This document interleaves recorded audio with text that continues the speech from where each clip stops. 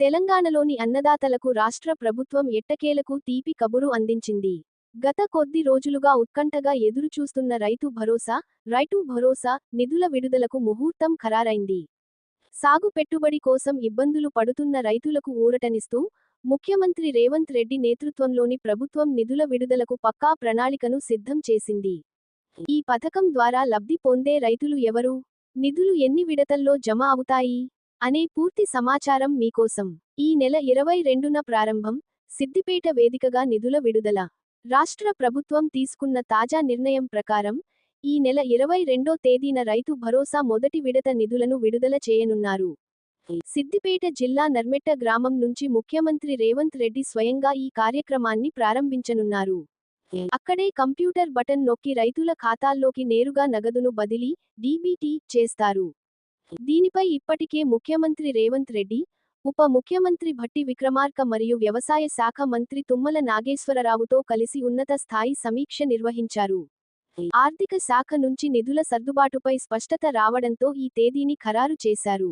Rythu Bharosa funds 3 విడతల్లో రూ.9,000 కోట్లు. రైతు భరోసా నిధులను ఒకేసారి కాకుండా పారదర్శకత కోసం మరియు చిన్న రైతులకి ప్రాధాన్యత ఇస్తూ 3 విడతల్లో పంపిణీ చేయాలని ప్రభుత్వం నిర్ణయించింది.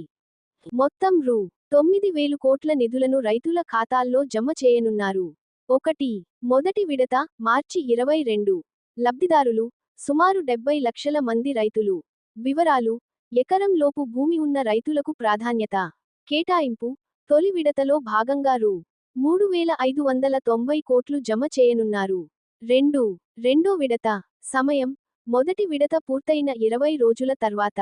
కేటాయింపు: ఈ విడతలో రూ.2,650 కోట్లు రైతుల అకౌంట్లలో పడనున్నాయి. మూడో విడత సమయం: ఏప్రిల్ నెలాఖరులోగా. వివరాలు: మిగిలిన అర్హులైన రైతులందరికీ ఈ విడతలో నిధులు అందుతాయి. రైతు బంధు స్థానంలో రైతు భరోసా. ప్రభుత్వం లక్ష్యం ఇదే. గత ప్రభుత్వం అమలు చేసిన రైతు బంధు పథకం స్థానంలో కాంగ్రెస్ ప్రభుత్వం రైతు భరోసాను తీసుకొచ్చింది. ఎన్నికల వాగ్దానాల్లో భాగంగా సాగు పెట్టుబడి సాయాన్ని పెంచుతామని ఇచ్చిన హామీని నెరవేర్చే దిశగా ప్రభుత్వం అడుగులు వేస్తోంది. పెట్టుబడి సాయం: పంట సాగుకు ముందే పెట్టుబడి సాయం అందితే రైతులు, ప్రైవేటు వడ్డీ వ్యాపారుల దగ్గరకు వెళ్లకుండా ఉంటారని ప్రభుత్వం భావిస్తోంది. నేరుగా ఖాతాల్లోకి, ఎక్కడా మధ్యవర్తుల ప్రమేయం లేకుండా, ఆధార్ అనుసంధానిత బ్యాంక్ ఖాతాల్లోకి, ఆధార్ సీడెడ్ అకౌంట్స్, నేరుగా డబ్బులు జమ అవుతాయి. మీ అకౌంట్లో డబ్బులు పడాలంటే ఏం చేయాలి? రైతు భరోసా నిధులు సజావుగా మీ ఖాతాలోకి రావాలంటే ఈ క్రింది అంశాలను ఒకసారి సరిచూసుకోండి. మీ అకౌంట్లో డబ్బులు పడాలంటే ఏం చేయాలి? రైతు భరోసా నిధులు సజావుగా మీ ఖాతాలోకి రావాలంటే ఈ క్రింది అంశాలను ఒకసారి సరిచూసుకోండి. కేవైసీ అప్డేట్: మీ బ్యాంక్ ఖాతా యాక్టివ్గా ఉందో లేదో చూసుకోండి. ఆధార్ లింకింగ్: మీ బ్యాంక్ ఖాతాకు ఆధార్ నంబర్ తప్పనిసరిగా అనుసంధానమై ఉండాలి.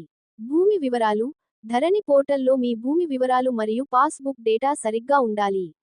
మొత్తానికి తెలంగాణ ప్రభుత్వం తీసుకున్న ఈ నిర్ణయం లక్షలాది రైతు కుటుంబాల్లో వెలుగులు నింపనుంది. మార్చి 22న ప్రారంభం కానున్న ఈ ప్రక్రియ ఏప్రిల్ నెలాఖరు నాటికి పూర్తవుతుంది.